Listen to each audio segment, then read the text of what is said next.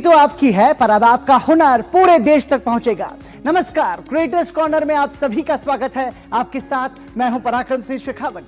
Digital दुनिया में जिन creators ने अपने हुनर से रील्स को रियल बनाया, लाइक्स को लाइव बनाया और फॉलोअर्स को फैमिली, आज वही टैलेंट पहुंच रहा है टीवी की सबसे भरोसेमंद स्क्रीन पर। डीडी न्यूज लेकर आया है क्रिएटर्स कॉर्नर, एक ऐसा मंच जहां सोशल मीडिया इन्फ्लुएंसर्स सिर्फ कंटेंट ही नहीं दिखाते, बल्कि अपनी कहानी, क्रिएटिविटी और कमिटमेंट भी शेयर करते हैं। यहां हर क्रिएटर को मिलेगा पूरा क्रेडिट। आपका नाम, आपका चैनल, आपकी पहचान, मंच हमारा, क्योंकि हुनर का सम्मान होना चाहिए और पहचान होनी चाहिए राष्ट्रीय। तो तैयार हो जाइए, रील से रियल तक, मोबाइल से मेन स्ट्रीम तक और सोशल मीडिया से राष्ट्रीय मंच तक के इस शानदार सफर के लिए आप देख रहे हैं क्रिएटर्स कॉर्नर, जहां क्रिएटर्स बनते हैं सेलिब्रिटीज।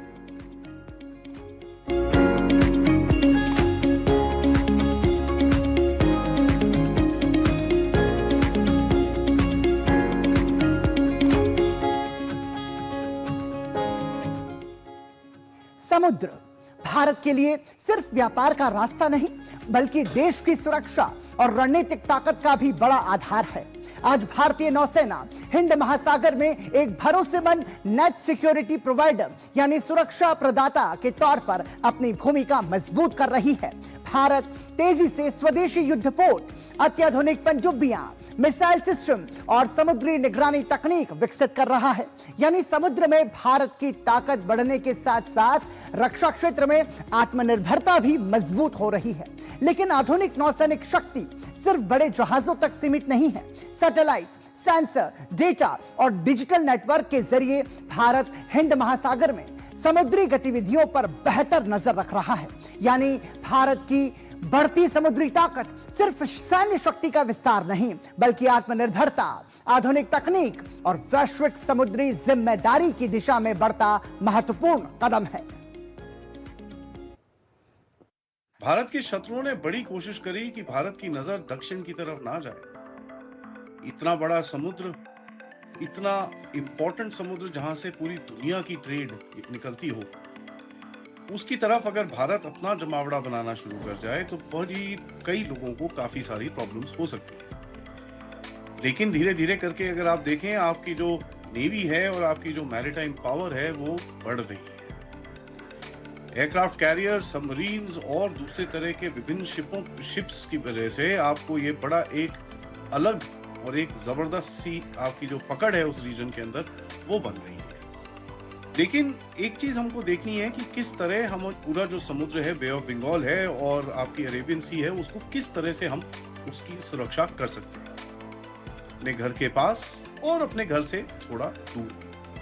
तो आइए जानते हैं कुछ 3-4 चीजों को, जिसमें मैं आपको बताऊंगा कि भाई किस तरह से भारत अपनी समुद्री तटों की रक्षा करता है, दुश्मन की सबमरीन से, दुश्मन की और भी गतिविधियों से, और अपनी एरिया को किस तरह मैपिंग करके पूरी तरह से जानकारी उसकी अपने पास रखता है।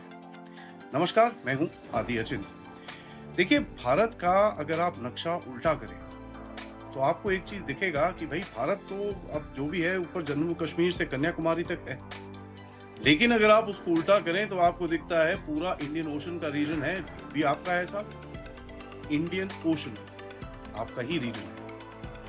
तो भारत ने इसकी सुरक्षा करने के लिए 3 लेयर की मैरीटाइम एक शील्ड बनाई है, एक सुरक्षा कवच बनाया है, जिसके अंदर 3 तरह के शिप्स आते हैं इंडियन नेवी में। सबसे पहला है जो नीलगिरी क्लास के फ्रिगेट्स हैं, उसके बाद संधायक सर्वे शिप्स हैं, उसके बाद अर्नाला सबमरीन हंटर्स हैं।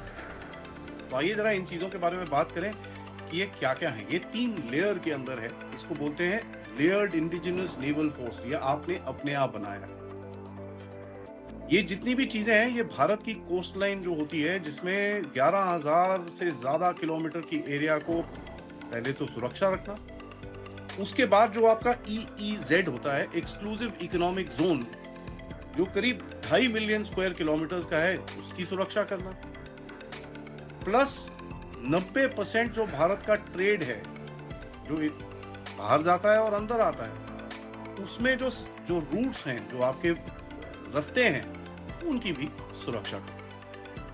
यहाँ पर नीलगिरी क्लास की सबसे पहले मैं बात करूंगा। इनको फ्रंटलाइन स्टेल्थ फ्रिगेट्स बोला जाता है। प्रोजेक्ट 17A के अंदर ये बनी थी एंड कहीं ना कहीं अगर आप देखें इनका नाम मैं आपको बताऊं, INS Nilgiri, INS Himgiri, INS Taragiri, INS Udayagiri, INS Dunagiri, INS Mahendragiri और INS विंध्यागिरी जो इस टाइम पे कंस्ट्रक्शन में है। इन वेसल्स का, ये जो शिप्स हैं, इनका मेन काम क्या है? एंटी एयर वॉरफेयर, एंटी सब सरफेस वॉरफेयर जो आपका नदी के ऊपर सरफेस के ऊपर होता है, सबमरीन वॉरफेयर, ठीक है जी। ये आपके जो एयरक्राफ्ट कैरियर्स हैं उनको एस्कॉर्ट करते हैं।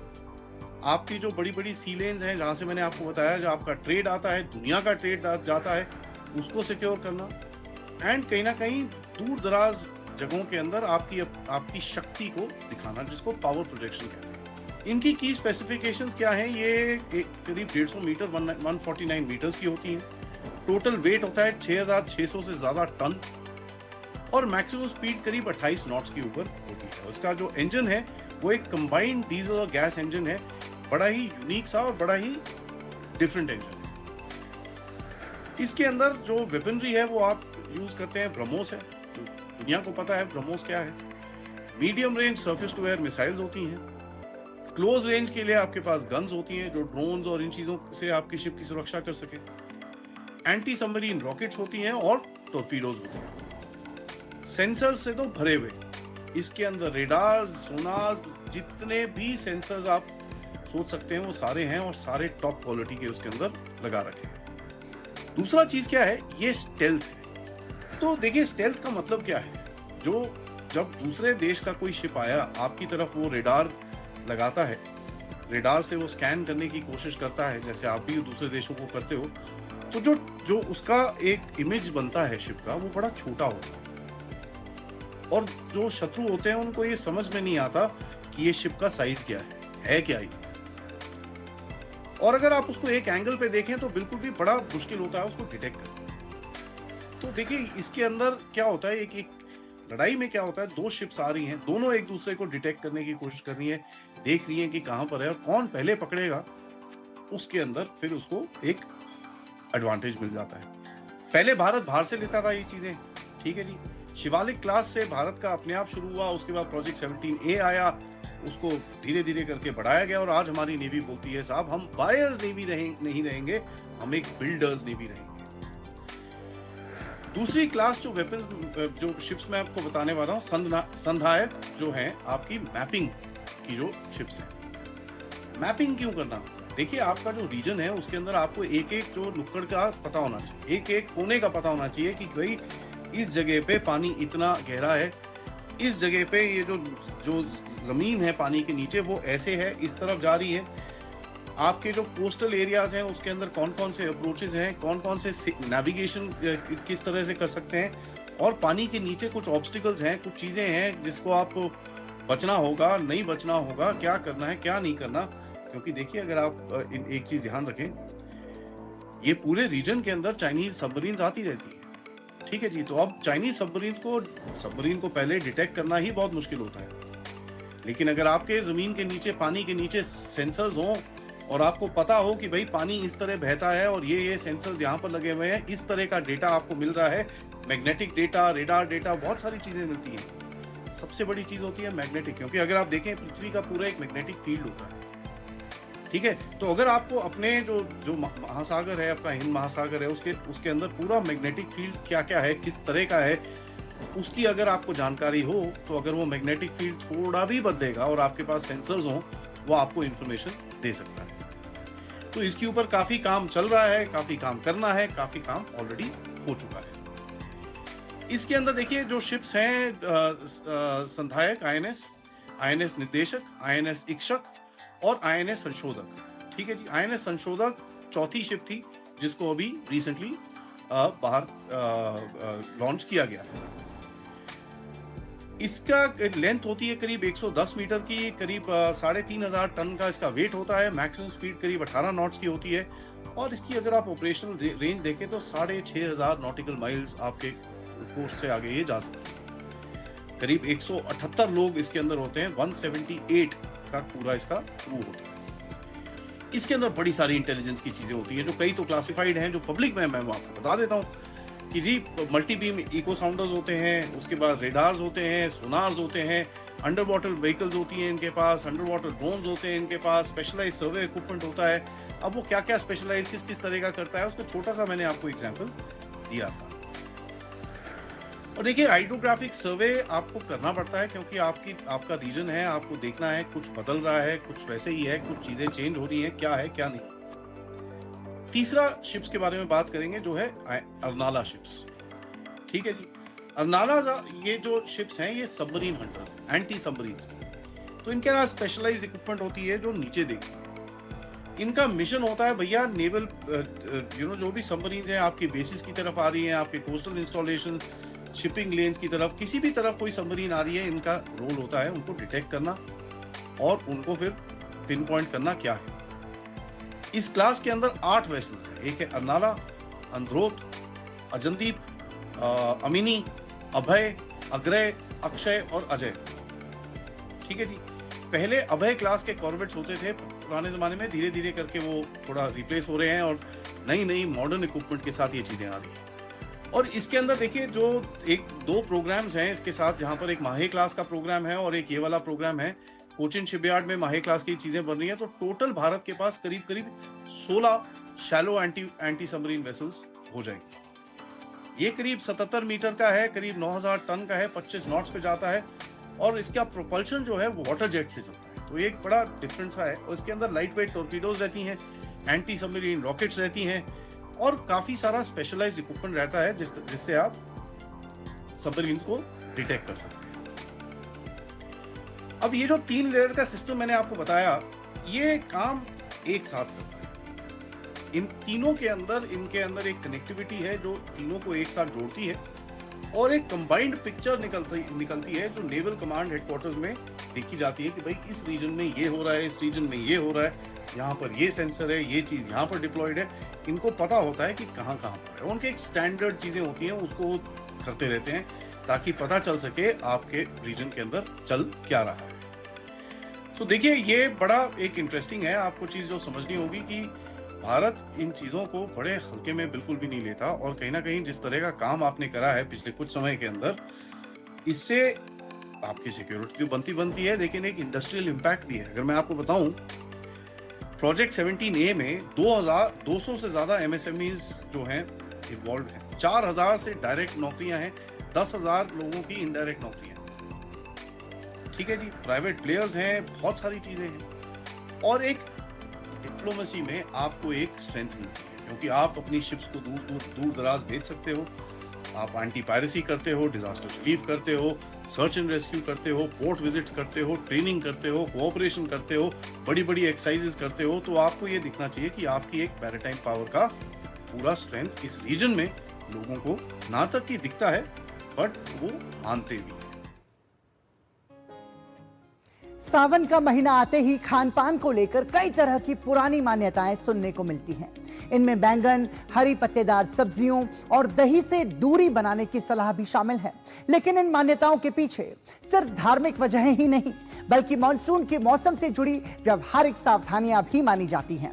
तो सावन में खान पान को लेकर किन बातों का ध्यान रखना चाहिए, कंटेंट क्रिएटर टिम्सी बैक्टर अपने इस वीडियो से दे रही हैं हमें कुछ महत्वपूर्ण जानकारी। एक कहावत है, सावन सुहाना पेट संभाल के खाना। और हमारे घरों में अक्सर बरसात के मौसम में एक और सलाह दी जाती है, सावन में दही और कड़ी कम खाओ। सुना ही होगा, सावन की कड़ी मुसीबत खड़ी। क्या ये सिर्फ एक परंपरा थी या इसके पीछे कोई साइंस भी छुपी है? नमस्कार, मैं हूँ टिम्सी बैक्टर, Fit India champion, certified nutritionist और फिटनेस ट्रेनर। आज बात करते हैं कि मॉनसून सिर्फ मौसम ही नहीं बदलता बल्कि हमारी बॉडी भी इसके साथ अडॉप्ट करती है। सबसे पहले डाइजेशन की बात। हाई ह्यूमिडिटी की वजह से हमारा स्वेट आसानी से इवेपोरेट नहीं होता। और याद रखिए, स्वेट हमें ठंडा नहीं करता, उसका इवेपोरेट होना हमें कूल डाउन करता है। इसकी वजह से बॉडी को जो टेम्परेचर रेगुलेट करने के लिए मेहनत करनी पड़ती है वो थोड़ी सी ज़्यादा हो जाती है। साथ ही मॉनसून में फिजिकल एक्टिविटी भी कम हो जाती है और कुछ लोगों में एपेटाइट और गट मोटिलिटी भी स्लो हो सकती है। इसलिए ब्लोटिंग, हैवीनेस, एसिडिटी, इन सब की शिकायतें बढ़ जाती हैं। आयुर्वेदा इसे मंद अग्नि कहता है और मॉडर्न साइंस इसे सीजनल चेंजेस इन डाइजेशन और गट फंक्शन से एक्सप्लेन करती है। मॉनसून का एक और चैलेंज है ह्यूमिडिटी। इस मौसम में बैक्टीरिया, फंगस, बहुत सारे माइक्रो ऑर्गेनिजम्स तेजी से ग्रो करते हैं, इसलिए फूड स्पॉइलेज और वाटर कंटेमिनेशन का रिस्क भी बढ़ जाता है। शायद इसीलिए हमारे बुजुर्ग बरसात में दही और कढ़ी जैसे फर्मेंटेड फूड को लेकर एक्स्ट्रा सावधानी रखने की सलाह देते थे। लेकिन अगर दही बिल्कुल फ्रेश हो, हाइजीनिकली प्रिपेयर्ड हो और आपको सूट करती हो, तो इसको कम्प्लीटली अवॉइड करना जरूरी नहीं है। इस सीजन में फ्रेशली कुक्ड गर्म खाना, adequate protein, fibre rich food, seasonal fruits, ginger, हल्दी जैसे ट्रेडिशनल इंग्रेडिएंट्स को अपनी डाइट का हिस्सा बनाइए। ये डाइजेशन और इम्यूनिटी दोनों को सपोर्ट करते हैं। एक और इंटरेस्टिंग बात, बरसात में हमें प्यास कम लगती है, लेकिन डिहाइड्रेशन फिर भी हो सकती है। इसलिए सिर्फ थर्स्ट पर मतलब प्यास पर डिपेंड ना कीजिए। हाइड्रेशन का बेस्ट इंडिकेटर है आपके यूरिन का कलर, जो लाइट येलो से ट्रांसपेरेंट ही होना चाहिए। अब करते हैं फिटनेस की बात। ह्यूमिडिटी में स्वेट जल्दी इवेपोरेट नहीं होता, इसलिए बॉडी को कूल रखना मुश्किल हो जाता है। रिजल्ट, वही वर्कआउट आपको ज्यादा एग्जॉस्टिंग लग सकता है जो आप रूटीन में करते हैं, और हार्ट को भी ज्यादा मेहनत करनी पड़ती है। इसलिए मॉनसून में स्मार्ट ट्रेन कीजिए, प्रॉपर वार्म अप करें, स्ट्रेंथ ट्रेनिंग को प्रेफरेंस दें, रिकवरी का ध्यान रखें और वर्कआउट के बाद अपने शूज को अच्छी तरह ड्राई करें ताकि फंगल इन्फेक्शन से बच सकें अगर आप शूज पहनते हैं तो। और हाँ, बरसात में धूप कम मिलने की वजह से विटामिन डी लेवल्स भी कम हो सकते हैं, जो इम्यूनिटी, मूड, मसल रिकवरी, इन सब चीजों को अफेक्ट करते हैं। इसलिए जब भी मौका मिले थोड़ी देर धूप जरूर लीजिए। तो याद रखिए, सावन सुहाना, पेट संभाल के खाना। हमारी परंपराएं सिर्फ रीति रिवाज नहीं, बल्कि उनमें सेहत की गहरी समझ भी छुपी है। और जब ट्रेडिशनल विजडम और मॉडर्न साइंस एक साथ चलते हैं, तब हर सीजन हेल्दी बन सकता है। क्या रुक रहे हैं एक छोटे से ब्रेक के लिए? देखते रहिए क्रिएटर्स कॉर्नर। खाने में मेरी क्वीन के लिए क्या है? किंग मटर पनीर, किंग बैगन भरता, king veg pulao, king palak paneer kofta. ये सब किंग क्यों? क्योंकि ये सब बना है MDH किचन किंग से आपका बॉस। MDH किचन किंग, असली किचन किंग। MDH। जरा सोच के देखिए, आपके पास कुछ ऐसा है जो आपकी दुनिया बदल सकता है। जानते हैं क्या? आपका अपना सोना। सोना क्या नहीं कर सकता? सोना आपको अपने सपनों का घर दिला सकता है, आपके बच्चों का भविष्य बना सकता है। सोना आपकी हर इच्छा पूरी कर सकता है। तो भारत की सबसे बड़ी gold loan NBFC Muthoot finance से गोल्ड लोन लीजिए और फिर देखिए सोना क्या नहीं कर सकता। मुथूट फाइनेंस, जहां विश्वास ही परंपरा है। कॉल कीजिए 1-800-313-1212। जरा सी हंसी दुलार, जरा सा जरा सी अनबन प्यार, जरा सा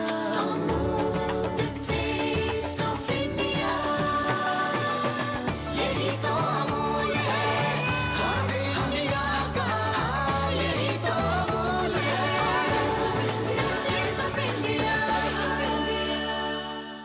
हर जीत की शुरुआत होती है छोटे छोटे कदमों से, और हर छोटी तैयारी बदल सकती है पूरा नतीजा। क्योंकि मैदान हो या जिंदगी, छोटी से छोटी तैयारी ही देती है प्रोटेक्शन, और प्रोटेक्शन ही देता है भरोसा। जैसे LIC की बीमा लक्ष्मी, एक खास प्लान सिर्फ महिलाओं के लिए, जहां छोटी बचत दे बड़ी सुरक्षा, ताकि जिंदगी के हर मैदान में आप रहे हर पल के लिए रेडी। LIC बीमा लक्ष्मी, रखे हर पल के लिए रेडी। मेरी पसंद, मेरी पसंद, मेरी पसंद, मेरी पसंद, हमारी पसंद, हम सबकी पसंद। मजबूत देश का मजबूत सरिया हो गया स्टील। काम रुकना नहीं चाहिए, पर खुजली रुकनी चाहिए। इसलिए सपर डॉक्टर स्किन लोशन, काम चालू खुजली बंद। 128 सालों से दांत का आखिरी इलाज। गोल्डी छोले मसाले, जहाँ जाए रिश्ते बनाए। गोल्डी लाए हैं फ्रेश लॉक टेक्नोलॉजी, जो रखे मसालों को हर समय फ्रेश। धर्म आखिर क्या है? क्या धर्म सिर्फ पूजा पाठ और धार्मिक परंपराओं का नाम है? भारतीय दर्शन में धर्म का अर्थ इससे कहीं ज्यादा व्यापक माना गया है। धर्म यानी सत्य, सही आचरण, कर्तव्य और मानवता के रास्ते पर चलना, अपने कर्तव्यों को ईमानदारी से निभाना, दूसरों के प्रति करुणा रखना, अन्याय से दूर रहना और सही काम करना, यही धर्म का मूल भाव है। धर्म वो शब्द जो सबसे ज्यादा सुनाई देता है। हम और आप अक्सर इसका जिक्र करते हैं, समाज हो, राजनीति या फिर इतिहास। धर्म की चर्चा के बिना संभव नहीं। ये हर रोज हर क्षेत्र में दोहराया ही जाता है। लेकिन वास्तव में धर्म है क्या? धर्म का सही अर्थ क्या है? आखिर मानव जीवन में धर्म का महत्व क्या है? धर्म की परिभाषा, लक्षण, प्रकार और इसका स्वरूप क्या है? इन सारे सवालों के जवाब आपको मिलने वाले हैं। बस बने रहिए हमारे साथ। नमस्कार। हम धर्म को जानने चले हैं तो पहले समझते हैं कि इसका शाब्दिक अर्थ क्या है। धर्म का अर्थ होता है धारण करना। अब सवाल यह है कि धारण करने योग्य है क्या? तो हमारे धर्म ग्रंथों के अनुसार सत्य, क्षमा, विद्या, दया, दान आदि जो मानव को, मानवता को, समाज को और राष्ट्र को आपस में जोड़े वही धर्म है। जो मनुष्य को अंधकार में जाने से बचाए वही धर्म है। इसके विपरीत जो भी है वो धर्म नहीं। धर्म एक मार्गदर्शक है, गुरु है, जिसे सही मार्ग पर चलना आ गया। वास्तव में उसे किसी धर्म की जरूरत नहीं। लेकिन मनुष्य जन्म से लेकर मृत्यु तक अहंकार, मोह, अभिमान, लोभ में बंधा रहता है। इसलिए मनुष्यता को बनाए रखने के लिए धर्म की जरूरत है। मन के भीतर कई तरह के विकार हैं। धर्म उन सभी को ढककर व्यक्तित्व और चरित्र को उभारता है। जब लगने लगे कि आपके अंदर की विसंगतियां हावी होने लगे तो समझ लीजिए आप धर्म से दूर जा रहे हैं। मानव समाज के नियमों और व्यवस्थाओं के अंतर्गत जो जीवन जीता है, कर्तव्य का पालन करता है, वो धर्म है। धर्म के 10 लक्षण बताए गए हैं। धैर्य, क्षमा, दया, चोरी ना करना, मन, वाणी एवं शरीर की पवित्रता, इंद्रियों का संयम, सुबुद्धि, विद्या, सत्य, क्रोध ना करना, इन सभी का पालन करना मनुष्य का कर्तव्य है और ये कर्तव्य ही धर्म है। धर्म ही हमें ये सीख देता है कि मानवता की राह पर इस विशिष्ट ऊर्जा का सही दिशा में प्रयोग करना चाहिए। रामचरितमानस में भी कहा गया है कि परहित सरिस धर्म नहीं भाई। जो सभी जीवों के प्रति दया करता है वही ईश्वर की सेवा कर रहा है। धर्म के अभाव में मानवता का विनाश हो जाता है। कई स्रोतों में धर्म की व्याख्या अपने अपने तरीके से करने की कोशिश की है। आज के दौर की बात करें तो धर्म की परिभाषा सबसे अधिक लोकप्रिय है भागवत गीता की। गीता धर्म को लेकर केवल एक सवाल करती है, जिसके अनुसार क्या मनुष्य का धर्म केवल सत्कर्म करना है? क्या मनुष्य का धर्म केवल आदर्शपूर्ण होकर जीना है? क्या मनुष्य का धर्म केवल शास्त्रों और वेदों में कही गई बातों का पालन करना है? शायद नहीं, क्योंकि भगवान कृष्ण ने अर्जुन को जो समझाया उसके अनुसार जब जैसी परिस्थिति हो उस परिस्थिति में सही और गलत का फर्क कर सही करना ही मनुष्य का धर्म है। हर परिस्थिति में सही और गलत का आदर्शपूर्ण निर्णय संभव नहीं, क्योंकि हर चीज पूर्णतः गलत या सही नहीं होती। लेकिन उस वक्त वो करना जो सबके कल्याण के लिए जरूरी हो, वही सबसे बड़ा धर्म है। गीता के अनुसार धर्म मनुष्य के जीवन की प्रेरणा है, जिसके तहत वो सही और गलत का विचार कर अपने कर्मों और कर्तव्यों का पालन करता है। यहाँ ये भी जानना जरूरी है कि आखिर धर्म कितने प्रकार के होते हैं। सामान्य तौर पर धर्म के 2 प्रकार हैं। पहला स्वाभाविक धर्म और दूसरा भागवत धर्म। स्वाभाविक धर्म का अर्थ है जिस पर अमल करने से दैहिक संरचना से संबंधित कार्यों की पूर्ति होती है, यानी आहार, निद्रा और मैथुन आदि क्रियाएं। वही भागवत धर्म वो है जो मनुष्य को दूसरे जीवों से पृथक करता है। लेकिन स्वाभाविक धर्म और भागवत धर्म दोनों का उद्देश्य एक ही है। धर्म कोई भी हो, दोनों ही महत्वपूर्ण हैं और हमें इसका सम्मान करना चाहिए। सच्चा धर्म वही है जो आत्मा और लोक दोनों का कल्याण करे। धर्म का उपयोग हमेशा शांति और सद्भाव को बढ़ावा देने के लिए हो, न कि घृणा फैलाने के लिए। हम सभी धर्म के नियमों और नैतिक सीमाओं का पालन करें। धर्म को लेकर आइए हम यही प्रण लें। इसी के साथ आज के क्रिएटर्स कॉर्नर के क्रिएटिव एपिसोड में इतना ही। अगर आपके अंदर भी है कुछ अलग करने का जज्बा तो आप अपना कंटेंट हमें ddnews.creatorscorner@gmail.com पर भेज सकते हैं, या फिर आप 8130555806 इस नंबर पर हमें व्हाट्सएप भी कर सकते हैं, क्योंकि क्रिएटर्स कॉर्नर में हर क्रिएटर की कहानी मायने रखती है और हर आवाज को मिलता है पूरा सम्मान, पूरा क्रेडिट। अगले एपिसोड में फिर मिलेंगे नई सोच, नए चेहरों और नई क्रिएटिव उड़ान के साथ। क्रिएट करते रहिए, प्रेरित करते रहिए और देखते रहिए क्रिएटर्स कॉर्नर सिर्फ डीडी न्यूज पर।